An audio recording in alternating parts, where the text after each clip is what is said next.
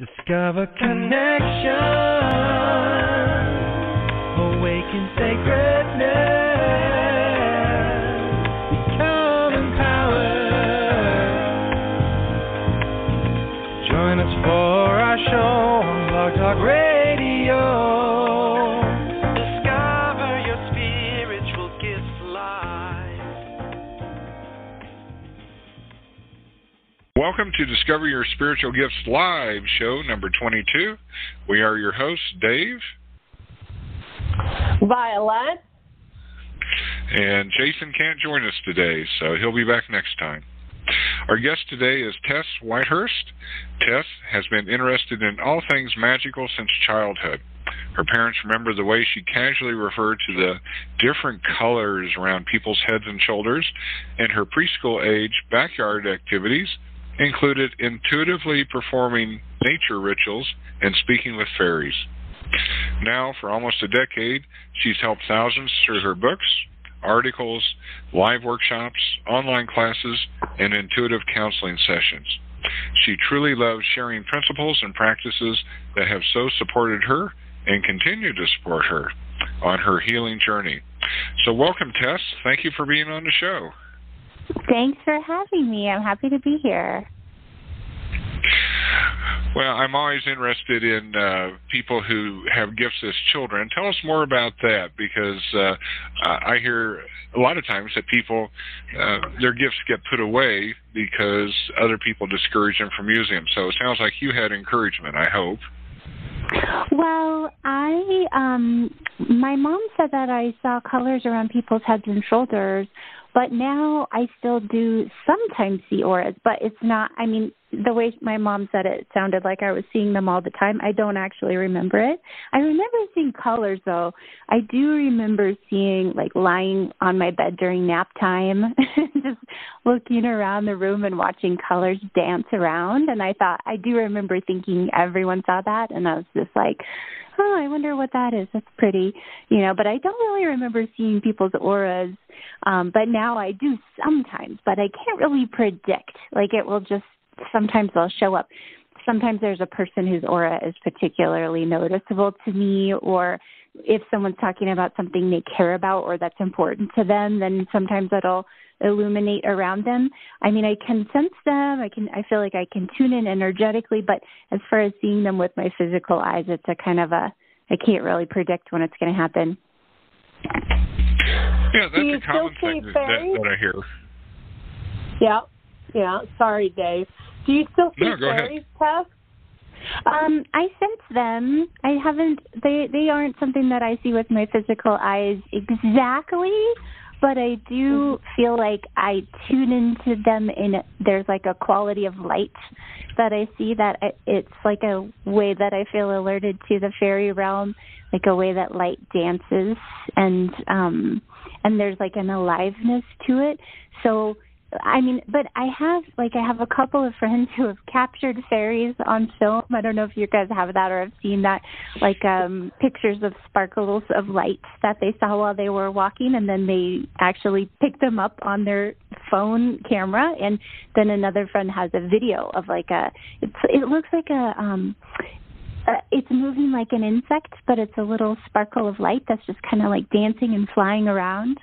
So I do believe that they are visible to some people in some moments with your physical eyes, but for me it's more a quality of light. What about you, Violet? Do you see fairies? Well, at our center, the reason I asked is so Dave will laugh, but we have fairy doors throughout the center at work, and so the staff, I have one staff person that was closing one night, and she thought that it was a rodent running across the floor, because, you get that glimpse of something kind of running across the floor. And she said, but the oddity of it was she couldn't really see it. She just saw the movement, and they kept running into the fairy doors that are throughout the center. And they said, the fairies playing in the center, because I've created this special thing where adults and children can come in and find all the fairy doors, and there's a story about the fairy that lives in each of the doors. And so Yeah, I definitely see them. I definitely connect with them. They're definitely all around me. So it's something that's really fascinating because a lot of people they're not real. And I said, but they are. They really do exist. They are out there. It's just a matter of believing in them, right, and supporting them. So I think they love the fact that we honor them at the center, and they have doors throughout. And, we talk about the fairies, and we do fairy parties and all kinds of stuff. So it's kind of fun. So you're keeping them engaged, so no wonder they're there. I can't wait to see your center and hang out with the fairies soon. Well, we can't wait to have you in the center. So talking about your childhood, how did all of this lead up to what you do today? Well, looking back, I do see that my parents were both they had a magical consciousness, even though they didn't say that they were magical practitioners. I mean, they really weren't, but they did see the world through eyes of magic, and they did teach me to do the same. They honored intuition and the aliveness of nature and the vibrations of crystals and flowers and leaves, and believed in the aliveness of spirits, people who have transitioned. And so it was always kind of something that felt really important to me, and I was so overjoyed when I went to Pasadena. I grew up in a small town in the Central Valley of California, and when I went to acting school in Pasadena when I was 18, then I realized, there really are magic books that you can get at this store. So I was so happy to discover that I could study metaphysics, and just right away it's like, this is what I've been waiting for. And when I was in my mid-20s, so I had been practicing magic for a while, and then when I was in my mid-20s, I went to feng shui school and started doing feng shui professionally in Los Angeles, and it was really cool. I started with with a kind of just doing what you would consider traditional feng shui, things I learned at the Western School of Feng Shui. So not like what you call traditional Feng Shui. It was more the Forum School, if anyone is familiar with the different schools of Feng Shui. But I very soon realized as I started practicing and seeing people's homes and seeing what they experienced after their consultations, I saw the dynamic is magic. It's the same. It's a form of magical practice. And it was really a neat thing for me to ground my magical practice in the home. It was a way to merge. For me, I think it was really important for me to have something like feng shui to help me merge the mundane and magical worlds, because they really aren't separate. But I think that kind of can take a while when you have been indoctrinated to the Western worldview, and then you start to learn about magic. Then it's like, magic is this whimsical thing, and then everyday life is this other boring thing, when really they're one. So feng shui was, for me, the perfect way to see that, just working within your home in an everyday way. So in not too long of a time, I started recommending things to my clients like crystals and rituals, flower essences, aromatherapy. And then I wrote a book. My first book, which came out in 2010, is Magical Housekeeping. And that's a method of consciously interacting with your home to create positive change in your life. It uses feng shui as a backbone, and then recommends all number of other whimsical, metaphysical ways to interact with your home in a positive way. So that was kind of my evolution, I guess, from childhood to being a public magical person. I love that book, by the way. Thank you. And I recommend it in my Sacred Priesthood class. And one of my students in the last group, because when we get to the second class, we talk about protection and clearing and house and space and all that. Took your book and completely redid her house, and the things that she said about what happened with the family and how everything shifted and how powerful it was. was a really good testimonial, but I give them bits and pieces, and we sell the book in the store, and so I always recommend it. And so she bought the book, and she's like, "This is so amazing for my space." So it's just awesome how you kind of put it together in a really simple form, so that those that are listening understand, you know, some of the elements, and they're really great on how to set your space and create that really beautiful space in your home and the items to use, and you do it in such a great way. Thank you so much. Yeah, absolutely. It is definitely one of my favorite books. In fact, it's on my bookshelf behind me right now. It's one of the books I refer to a lot, so it's pretty awesome.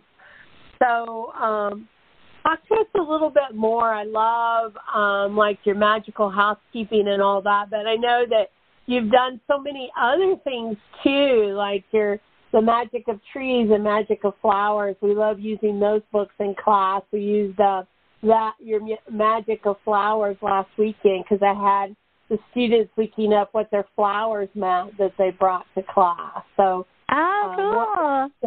What brought those about with your trees and flowers? Well, the magic of flowers came first, and I had been working with flower essences, which, in case any of your listeners don't know, are a homeopathic remedy. It's really different. It sounds like the same thing as aromatherapy, like essential oils. It's really not that at all. It's the spiritual vibration of the blossom preserved in water and brandy. So it doesn't smell like the flower. It doesn't even really possess physical aspects of the flower. It possesses the vibration of the blossom. And when you take the flower essence in water or under your tongue, it shifts your personal energy, because a flower is this is what I became actually sensitized to when I started working with flower essences, that if you think about a flower, it's a mandala, and it's a sacred shape, and it's alive. It's this amazing color, or it's this pure white, and it's so fleeting. So in many ways, it's like the most visible, tangible thing that we have in the physical world that represents energy. And then it's just it's a emotional, spiritual emanation of a plant, and it works with humans on the vibrational and emotional level to they can really heal us. And once I worked with the flower essences, I started to realize, you can also just tune into a living blossom and open up your energy to it consciously and begin to receive wisdom and healing from a flower. And I knew I loved the book. You may also, I don't know, the book Love is in the Earth by Melody. Do you have that one, or do you like that one? I haven't tried that. Check that one. I'll have to check that one. Okay, it's a crystal book from way back that I have loved, and I loved the details she went into about all the different vibrations of the crystals. And I really wished that there was a book like that about flowers, and there wasn't. And then it dawned on me, so often when we're like, there's someone should really make this, there should be. Why isn't someone making this thing? It's like, maybe I can make it. So I got membership at a botanical garden in the LA area where I lived at the time, Descanso Gardens, which is in the foothills, on the edge of town. And I went to the botanical garden regularly and opened up to a different blossom, at least one every time I visited, and took notes on what I received, what emotional and energetic messages I received. And it was really fascinating how when you begin to gaze at a blossom, especially if it's in sunlight, and then you just appreciate the beauty of it, you relax into the moment, you take deep breaths, you relax your body, and you start to listen energetically, with your whole body, then you can receive. And I've done this in workshops, and everyone, by leading people through this, everyone can do this. You start to receive an infusion of energy and information and healing. And it was unique for every flower that I wrote about. So that was my process with the magic of flowers. And it was, I have to say, just a really transcendent writing experience. I would like to write more books like that I can have that amazing experience every day. Yeah, they're so beautiful, right? And we connect to, God's beauty or Source's beauty, whatever your belief system is, to that beauty of nature and the sacred geometry within each plant, the flower, and the vibration. It's like really powerful when you take that moment to really think about what's embedded in all these things that come through. So, yeah, I definitely love that piece. And, the trees are the same thing. They tell people to connect to the trees because they have such a beautiful essence to them as well. And it was a surprisingly different experience when I wrote about the trees because I guess when I think about it later, it makes sense. But flowers are so fleeting and so emotional and immediate, and then trees are so compared to humans, really ancient. Each individual tree is really ancient, but then also our relationship, our cultural relationship as humans with trees goes way back and is so deep. So with each tree, so many of the trees that I researched, it was so many were sacred in a specific way to a certain culture. And the way that human culture and trees, especially sacred, things that are sacred to humans and ways that we connect with the sacred aspect of life, it's completely interwoven with trees, which makes sense. I mean, symbolically, you can see that they symbolize a human energy, being rooted into the earth and connecting with the cosmos and the elements. But also the way that, we live, we build our houses out of trees. We eat food that's from trees. We have medicine that comes from trees. We feel shade from them. We breathe what they exhale, we inhale, and vice versa. I mean, our history is inextricably interwoven with them, so it makes sense that our ancestors would have this deeply sacred and ancient relationship with them. So it was a really blossoms and trees. It seems on the surface, I kind of thought, this is going to be a similar experience, but it wasn't.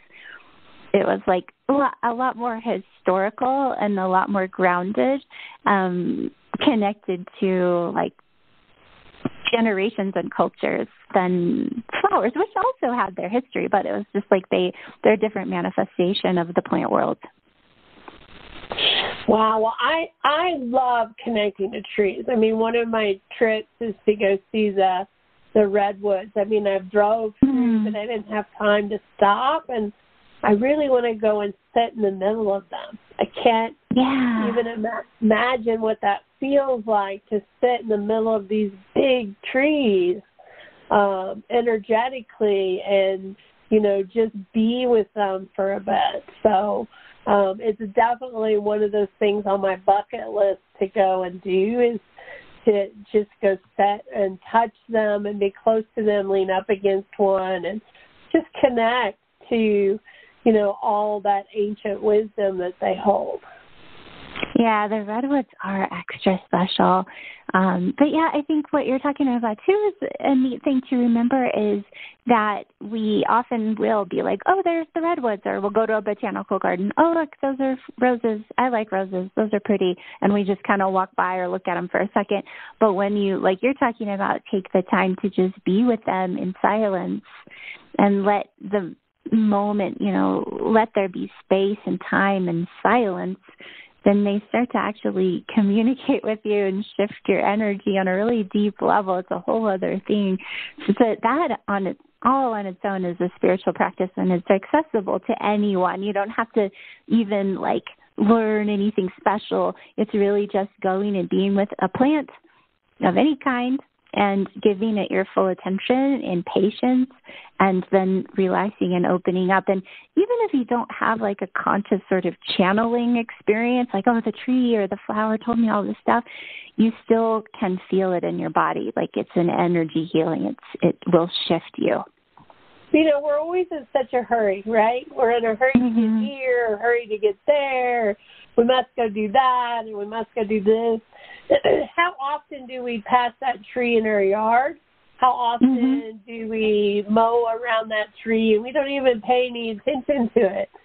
There is a real shift when you take that moment and slow down, and you become in that present time and just lean up against it, or just sit in stillness with the tree with the intention of connecting, or the flower, and spending that time. It's huge when you're able to do that. And I've loved the times that I have taken those moments to do that, because I have found that the trees have they all have individual personalities and characters within them. And when you connect, you really do feel their energy and what they're doing. And so, you know, most people will say, really, Violet? I would say, trust me, try it. Try sitting under a tree once in quiet silence and just closing your eyes and connecting to that tree and see what happens. It is magical. Yeah, I agree. It's definitely magical. Dave's like, okay, guys. Dave, are you still with us? I'm still here. It's been wonderful listening about all the plants, the trees, the flowers. It's great. So, pretty awesome stuff. So, I am glad you wrote your books, Tess, because I really enjoy them. So, thank you for that gift that you've given us. So, really love that. Thank you. Now, I'll go ahead and throw in some questions here. Since you work with nature and the botanical so much, are there particular philosophies or practices out there in terms of getting like healing essences from flowers that either work well or tend to diminish the energy you get out of it, depending on how you do the process? Well, like I said, I really like working with flower essences. That can be a good thing to do to shift long-term emotional patterns. So what I started, do you ever work with flower essences? I've done some work with the Bach flower essences. Yeah, that's what I started with. Yeah, the first thing I started with, I must have been like 24 or 25, was crabapple and wild oat. And crabapple, I'm a Virgo, and I had that thing that many people have of that kind of feeling of constant toxicity, like, oh, I have to cleanse and I have to detox, and I just felt like uncomfortable with my body and myself. And so crabapple really helps with that. It helps you to feel like you are just naturally pure, which I took the flower essence years before I ever actually spent time with crabapple blossoms, and they are just really transcendent, and they do feel so pure and so sweet.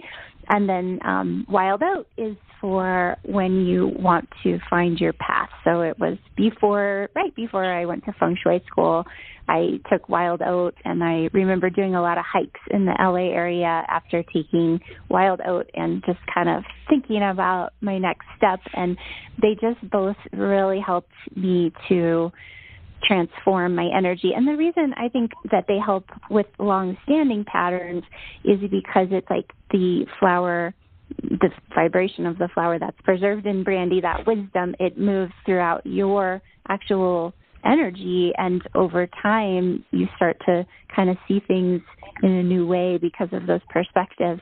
So when a flower essence is created responsibly and with intention, with positive energy, those, I have personally had a great experience with them. And there are a lot of companies that create flower essences. Bach is the first and the most well-known, but there's Flower Essence Society, There's star essences. There's Australian bush essences. There are many, many, many. There's a frog one, some kind of frog that's in the Pacific Northwest. I can't remember what it's called exactly. But then spending time with a living blossom, especially when it's in sunshine, and just gazing at it, it can have, like I said, a really similar effect in that, especially when you set that intention. I'm opening up to healing. You can start to feel yourself receiving this infusion of energy. You can also bring fresh flowers into your space. It changes the energy of a room, and then you get to spend time with that energy over time. And taking care of flowers, too. Taking care of flowers or trees, having them in your yard, and then caring for them and having a relationship with them in that way. Those are some of the practices that I like to use with botanicals. Well, one of the nice places to feel that is if you go to Las Vegas to the Bellagio, they have a conservatory there. It's a great big interior room, and they decorate it season by season, and it is full of fresh blossoms. A lot of the flowers are in pots for the ground cover, and then there's a lot of essentially harvested flowers that are put into the displays, and then those are replaced periodically. And so, yeah, if you really want to feel a lot of blossoms all at once, that's a great place. It's like walking around floats at the Rose Parade. Wow, that's a really good tip, especially for people like me who feel energetically depleted in Las Vegas. So that would be like a good place to go to recharge. Well, that's one place to go get recharged, yeah. Yeah. I'll tell you, if you go to Las Vegas and you're not really into being on the Strip, about 2 miles northwest of, I'll say, Circus, there is a large botanical garden with both outdoor exhibits and indoor exhibits. And for about $20, you can get a season pass. So when I get burned out on all the sound and the hustle bustle, then I go up there to get away from it all. And that is another good tip. Yeah, so it's a place to escape in Las Vegas. Yeah, one place that I went to escape in Las Vegas was Red Rocks. Do you ever go hiking there? Yes. Mm-hmm. Yeah, I liked that. That was pretty neat. That's a beautiful area. Yeah. Yeah. Yeah, I get I have to sort of immunize myself for Las Vegas on our visits out there, so that, well, it just the energy just gets so jangled. Yeah, I agree. You're around crowds. You're around sound. You can't find any silent places on the Strip, and I think part of it is to annoy you, so you won't take phone calls and you'll go gamble. Yeah, I think a lot of the intention too, like the intentions that people who are visiting might have, and then the intentions that the businesses have, like it can be a little unsettling for some empaths like me. Some people might love it too, and that's great, but it's kind of hard for me.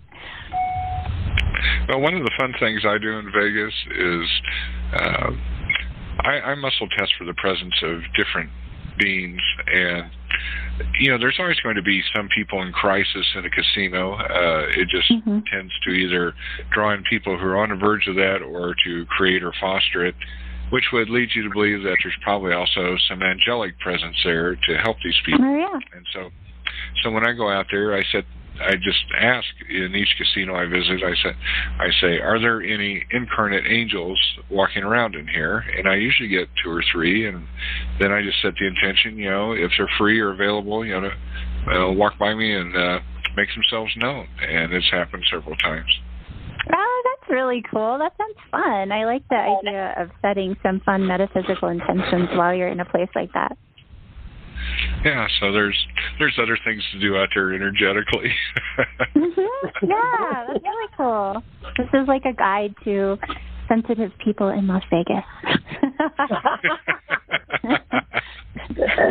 Very cool. Well, we need to take a break right now. Please stay tuned. We're going to have some important messages for you, and we'll be back shortly. So thank you. Hi, Hi, I'm Violet Rain, Master and Teacher of Sacred Priesthood in the Mystery Schools here at Discover Your Spiritual Gifts. This is a program that I offer about once a year. We take on students to start this program. It's an 18-month program, which means there are 13 classes. We teach a class once a month, and we skip months with holidays.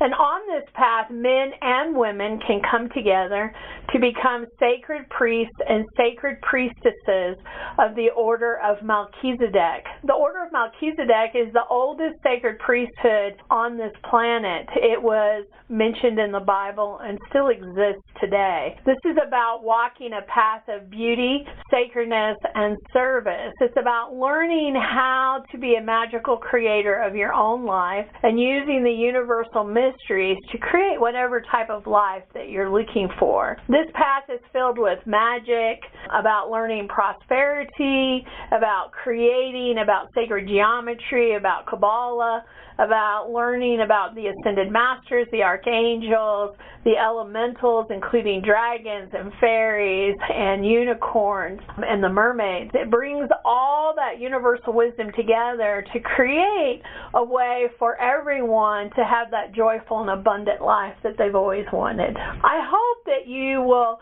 check out our website under classes and look for Mystery School or look for Sacred Priesthood and find out more about these classes and what we have to offer.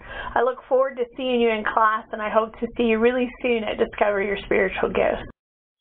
Well, welcome back to the Discover Your Spiritual Gifts live radio show with our guest, Tess Whitehurst. And we've been having great discussions and just finished up some topics about Las Vegas, which sounds strange on a show like this, but there's spirituality everywhere. So let's continue. So, Tess, tell us more about what magic looks like, how you define magic. You use that in your descriptions. What does that mean to you? Well, I really like Dion Fortune's definition. Magic is the art of changing consciousness at will. So you change your consciousness, and then you change your perspective, and you change your vibration, and then you change your life experience. I was just talking to a friend about this last week, and I actually have come to realize the way that I think of magic is really any kind of conscious change that you create. So let's say you want a latte. So you go to a coffee shop and you order a latte, and then you get a latte. That's in the most basic sense, to me, that is magic. You had an intention, you had something you wanted, you took steps in order to, you believed you could get it, and then you took the steps in order to get it. So, but if you kind of notice the transition into what people actually think of as magic, so then it's like, okay, well, if you paint your house, is that magic? Well, it does change your feeling when you're in your house, but still, people would still, just like with the latte, probably not call that magic. But then if you call it feng shui and you say, okay, if you put your bed in a different part of your room and you arrange your home so that it's more inviting for a relationship, and then it's easier for you to manifest a relationship, is that magic? Well, some people would say yes because it's feng shui, and other people would say, well, no, it's just kind of what you did. You know, McDonald's gives you one kind of atmosphere, and then a romantic restaurant gives you another atmosphere, and they both are conducive to different kinds of consciousness and different kinds of experiences. So I think a lot of people wouldn't call that magic, even though once you shift into, you know, I'm going to cast a spell. I'm going to cast a circle. I'm going to set an intention. I'm going to create a charm, or I'm going to say a chant, and I'm going to visualize, and I'm going to align my intention with the part of me that's one with all that is, and then I'm going to create positive change. In that way, it is a shade of difference from feng shui, which is a shade of difference from painting your house, which is a shade of difference from ordering a latte, but they all are ways that we set our intention, and then we work with the physical and non-physical world in order to create positive change. So magic is really just a way of, I think, creating conditions that we desire. Okay, that's helpful. There seems to be a lot of mystique about it, and you sort of get different impressions of it, especially going into different bookstores and what their emphasis is on it. So I like your explanation. That helps. Thank you. Thank you. You have, Tess, a planner that you have that for the year that has all the moon cycles. Tell us a little bit about your planning around that. And I didn't mean to cut you off, Dave, if I did, but that's fine. You know, how you create a magical year, and it gives you kind of information, which kind of leads into this, not creating magical space, but how do you create your most magical year yet? And I love your planner that you put out each year. Oh, thank you. Yes, you said you ordered it, didn't you? That's so and a lot of my people did too. So share a little bit about what goes into create these planners to create a magical year for yourself. Thank you for asking. Well, you know, what's funny is I created this for myself. I think in 2016, I actually called it Your Most Magical Year Yet, but it was just for me. It was like, and it was so fun. And so then when my friend Jennifer Joy, who did the poetry and the design for the planner, when she asked me if I wanted to create a planner with her, I was like, yes, absolutely. I definitely want to do that. And so I incorporated the stuff that I incorporate for myself, which is to start. I like how the planner starts with talking about all the wonderful things from the previous year that happened, like really taking inventory of all the wonderful big and little things that happen to you and blessings you experienced, and then to set an intention in each life area. So I actually used the feng shui floor plan, the bagua, the different areas of life based on, there's 9 that, you know, the bagua kind of divides life into 9 major life areas. And so with each of those life areas, there's a space to write your intentions for the upcoming year, of course, in the present tense, as if already true. So that's the most powerful way to write intentions. And then in the planner, there's astrological information, there's moon signs, phases of the moon. Those actually have been so fun for me to learn about and work with since I was, you know, a baby magical practitioner years ago, to notice what sign the moon is in, and the moon changes sign every 2 to 3 days. And then to notice the flavor of the day, like you can sense those objectives and intentions align with that sign coming out in you and in others, and kind of just navigate your life experience and any magic you might perform too, your spells or rituals, your affirmations, you can align with the energies associated with the moon sign. And then of course the moon phase. So when the moon is waxing between new and full, then it's a time of expansion and gaining momentum, setting things in motion. And when the moon is waning, which is between full and new, then that's a time of releasing and banishing, clearing space, letting go of limiting beliefs, and unsticking energy. So all of that, it helps us to work our magic, to just be aware. It's like I think of it as riding the tide of energy, being aware of it like a captain of a ship. So also in the planner, I looked at each month to see, you know, what are the ancient holidays, what are days of particular power, and then I created some spells and rituals that would be appropriate for different days of each month.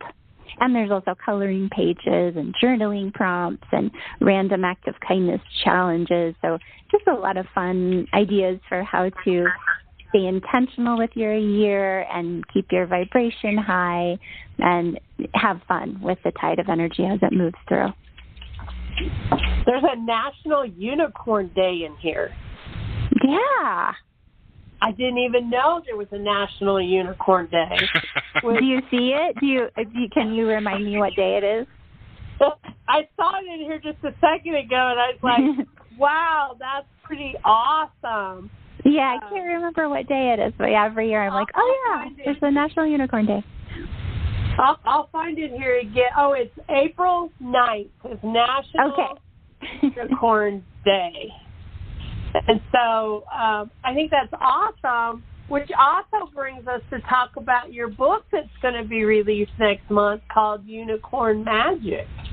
Yeah, thanks for asking about it. So that book, it really was a really fascinating experience when I agreed to write about unicorns. It was actually Llewellyn, my publisher. They asked if I would write a book about unicorn spirituality, and it was so funny how I didn't even think about it. I just felt such a leap of joy in my heart that I said yes. And then I was like, well, okay, I guess I'm going to write a whole book about unicorn spirituality. What is that? So I actually tapped into a current of energy, of wisdom, and learned that why the unicorns are so showing up so much for us right now, symbolically and archetypically as a species. It makes so much sense why they would, because in both Eastern and Western mythologies, unicorns have been associated with the purity of nature, the health and wellness of nature, like untouched, pristine wilderness, and also integrity and devotion to like a cause you care about. It's this really high level consciousness, unicorn consciousness. So we think when people hear unicorns in the mainstream, they often will think about sparkles and, birthday cake and decorations for kids' birthdays, that makes sense. That's definitely a layer and a level of it. But when you look deeply at the unicorn myth, it's just like, it's very extensive, and they're known for being fiercely protective. They're known for only being seen by people who are pure of heart, but also fiercely defending things that they care about. And also, something that's really neat, I think, that they're aligned with is freedom. They are, it was believed that it's easier to kill a unicorn than to capture a unicorn because they're just such pure, wild freedom. So all of the things that in the Middle Ages, I thought it was so interesting that it was believed that a unicorn horn could neutralize any poison.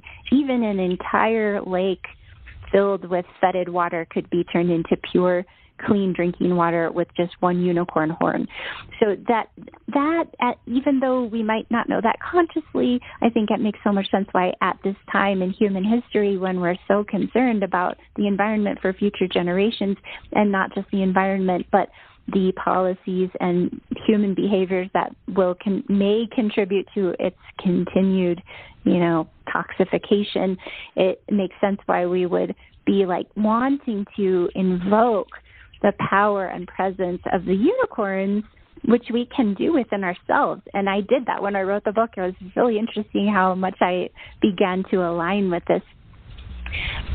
Really, it's like this pure, bright light of presence and integrity that we can call into ourselves so that we can help heal the world at this time. It's really interesting. They're really amazing. I mean, I have one of my practitioner rooms at the space is unicorn. It's decorated in unicorn. It has all the unicorn colors. So I love when we tour people through the space because each room has its own energy, its own essence, its own little magic. So we have unicorn, we have dragon, we have mermaid, we have fairy, we have wizards, and so people come see you and they love those rooms. And to me, the unicorn is very angelic. It has a real angelic feel to it. Yes. And I always tell people it's very angelic, and it is believed that their horn can grant you your wishes as long as it's aligned with your divine purpose. Right? Yeah, It sounds like you are so aligned with it. Another one of the aspects that is in the domain of the unicorn is whimsy and creativity and play, and then living your truth and living your dream, which it sounds like by creating your center, you've really been doing that. You feel like how long have you had that center? Well, we opened in April of 2017. We've expanded twice since then, and this is only 2019. We are currently looking for a new space that will more than likely double our size again. So we're going to move into a bigger space because I felt like we needed larger classrooms and more retail and more space for people to move around. We're currently in an office building on the second floor, and I want to get us into a shopping center where people can really come in. And so we have all this engagement that we do, like our fairy door challenge, come in and find the fairy doors. And, you know, I've been talking lately that when we move into the new center, I want wings painted on certain walls where you can come in with your phone and take a picture with angel wings or fairy wings or dragon wings or, you know, have butterfly wings and have wings. Because I want people to have an experience when they come to our center, not only to get the help that they need or to be curious and find their way, but also to have a certain experience. And my goal in the next one is to have sitting areas like Starbucks, so you could say, hey, you know, meet me for coffee at Discover Your Spiritual Gifts. We can chat. I want to create these little areas in the center where people can come just like you do Starbucks and, you know, meet a friend or just go and sit and read a book or be on your computer. I want to make it an experience, not only to have a center that's there as a resource, but a place where people can come, because we find that people want to come and hang out there for several hours or even the full day.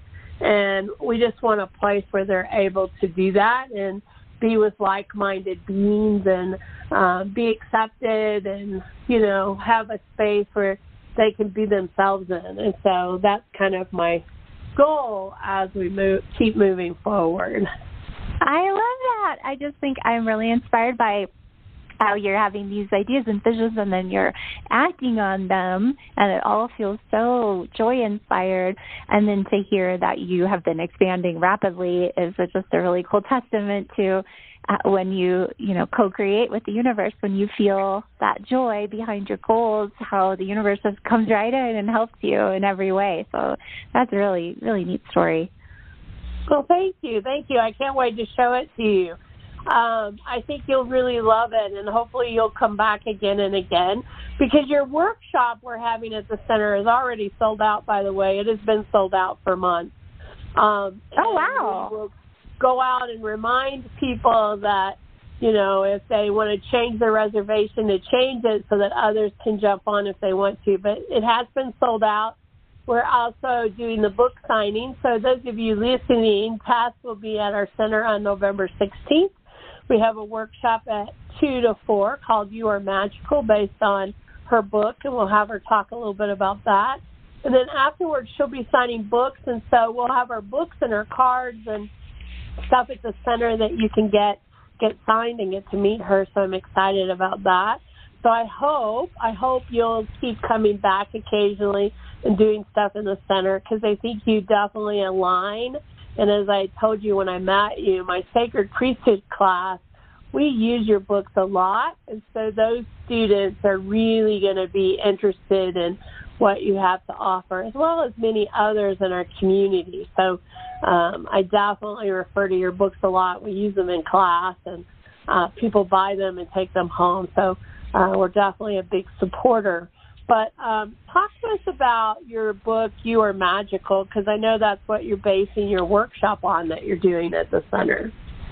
Yeah, you know, after I had written 7 books, I finally felt like I was qualified to write an introduction to the magical spiritual path, because it's kind of hard, you know. I mean, it was a delight at that point. It was just like, okay, what do I mean by magic, and how can people start to conceptualize this and then bring it into their everyday life and recognize their own magic? And so that's what You Are Magical is it's an introduction to the magical spiritual path with concrete ways that people can practice and experiment and experience firsthand just how powerful they actually are. I love that. I love that because we are magical. Thank you. And for some, with a really, I know for me, and I'm going to be honest, I was raised Southern Baptist, so being able to step in and really connect to magic was scary for me because of my belief system. And so there was that point of time that was like magic. I that's not me. But life is magical. What happens around us is magical. There's so much more to that than what we think. Crystals bring us magic. Herbs and flowers bring us magic. To me, those are magical. So I think it's changing your perspective. And so I love how you bring that in, where it helps people really change their perspective.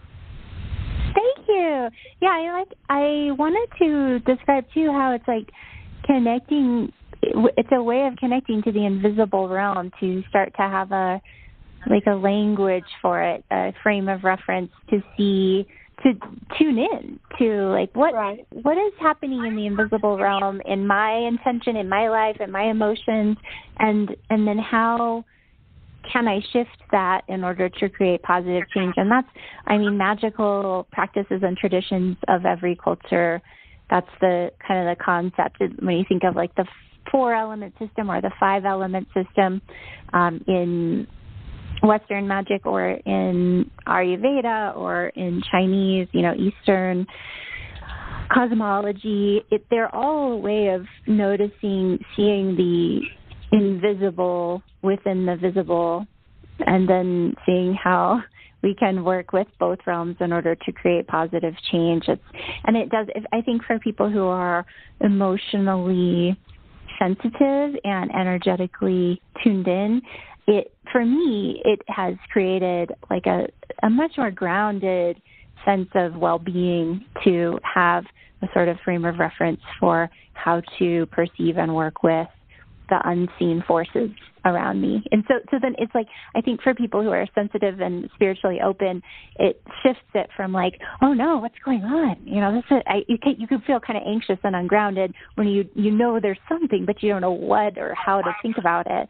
But then when you're like, oh, okay, like this room is, I can create a different energy by burning sage or clearing clutter, and I can ground my energy by envisioning a pillar of white light connecting to the center of the earth. Like when you have just these basic tools to work with unseen energy, it's a whole other way of interacting with life. It is. It very well is. It kind of aligns, honestly, a little bit with Native American, right, of connecting to the earth and the energies around us. And so it's come throughout time, and belief systems of doing the same thing. It's just how we connect, or what we call it as we connect, right? Of really connecting into those forces and cycles on the earth and moon and astrology and, all that stuff just directly connects back to everything if you go back and look. Yeah, and every ancient culture has a magical system. So we're all descended from magical practitioners. Yeah. Kind of awesome in its place. Mm-hmm. Very cool. Well, I think I have asked you like tons and tons of questions. Do you have any final questions for Tess, Dave, this morning? Well, one of the standard ones is just, what do you suggest for people who really want to develop their gifts? You've gone through a process yourself, and you've talked to an awful lot of people. When people show up and say, I'm sensing that I have this, or I'd like to do this, what are your recommendations for them? Well, my recommendation is to do what seems interesting and fun. That's the path of your joy. That's the tuning into. We all have an inner guru, and that inner guru is going to lead us in various ways, but always through a sense of joy and interest and excitement, curiosity. So if, you're like, oh, I really feel drawn to this oracle deck, or I just really want to learn about tarot, or I want to learn how to communicate with flowers or work with crystals, and all of those might occur to you at some point in different order or maybe all at once, but whatever it is, just honor it with present moment curiosity, and that's your path of learning. Just go with that. Oh, that's great. Okay, well, thank you. Well, thank you. I think we're about done with the show. I want to thank you so much, on behalf of Violet and Jason and the shop for taking the time to join us and to talk about what you do. This has been very fascinating, so thank you. My pleasure. Thank you so much for having me on your show. How can people contact you? Well, they can find me at TessWhitehurst.com. I'm on Instagram at Tess4444, on Twitter at Tess Whitehurst, on Facebook at Tess Whitehurst Author, and on YouTube at Tess Whitehurst. Great. Well, thank you so much again, and good luck in all your ventures, and we look forward to seeing you at the store. Thank you. I look forward to being there. Hi, this is Dave Barnett, better known as Dave the Mystic. I am a long-term aerospace engineer, but back in 1983, I had some events in my life that forced me to reconsider how reality works. I became involved in healing, channeling, meditation, and developing my psychic gifts. Over the years, I continued to work with these, and I had a wonderful opportunity in 2003 to take 4 years and really delve into all forms of healing, and along the way, other gifts showed up. I am now working at the center full-time, and I'm happy to offer work with past lives, with working with subconscious core beliefs. I do a lot of work with energy and entity clearing, and since I do this always long distance, I can do it all over the world. I also work with karma burning and with soul retrieval and soul splinter return. I'd be happy to work with you.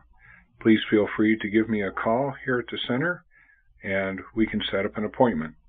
My direct phone number is 303-902-5323. Thank you and have a great day. I am Colleen Andraste. I am a spirit medium, psychic, and channel for the angelic realm, and I have been intuitive or psychic my entire life. I began my interest in this work as a young child. I saw my mother with my eyes open after she passed 2 different times, so my beliefs were confirmed, and that is what opened the doors for me. How I help clients today is that I'm primarily clairaudient, clairvoyant. I'm also an empath, so I tune into their energy to the vibration of their name, and Spirit will talk to me about what messages they have for the client. It can range, it's wide ranges actually, but my primary goal is to empower my client and to bring them a sense of well-being and peace, and to know that they're always being cared for and they are not doing this alone. They're not walking the earth plane alone. I am available the 3rd Sunday of the month at Discover Your Spiritual Gifts. Hi, I'm Violet Rain, Master Teacher of the Akashic Records series of classes here at Discover Your Spiritual Gifts. If you've been interested in the Akashic Records are the life book or the etheric records of everything that we've ever thought, spoken, done, all of our contracts, relationships since we left Source. It is a valuable resource of information that people are able to tap into to get clarity, to get guidance, just to find out why things are the way they are in their life. The Akashic really helps us do that. This is a great series of classes if you're already getting intuitive information, meaning you're either getting visuals or you're hearing things or you just know things. things or you feel things, this is a great class to step into to amplify the information that you're receiving from a higher level of source versus just your intuition. If you'd like to find out more about my series of classes for the Akashic Records, please check out on our website under classes and look for Akashic Record Certification. I hope to see you in class, or I hope to see you at the center here at Discover Your Spiritual Gifts. Have a great day, and thanks for listening. Discover connection.